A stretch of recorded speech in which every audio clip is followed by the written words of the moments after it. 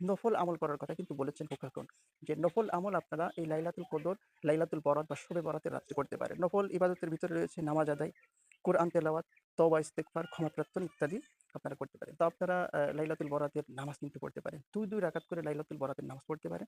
নাওয়াইতু আন উসাল্লিয়া লিল্লাহি তাআলা রাকাতাই সালাতি লাইলাতিল বরাতি নাফলি মুতাওয়াজ্জিহান ইলা জিহাতিল কাবাতি শরীফাতি আল্লাহু আকবার। আর বাংলাতে হে আল্লাহ, আমি ২ রাকাত লাইলাতুল বরাতের নফল নামাজ কেবলামুখী হয়ে আদায় করছি আল্লাহু আকবার। এইভাবে ২ রাকাত করে সাধারণ সুন্নতের মতো আপনি নামাজ পড়তে পারেন। পরবর্তীতে ২ হলো রোজা আদায় করা। অর্থাৎ লাইলাতুল বরাতের রাত্রে সেহরি খেয়ে রোজা আদায় করা। এটি কিন্তু ২ নম্বর আমল।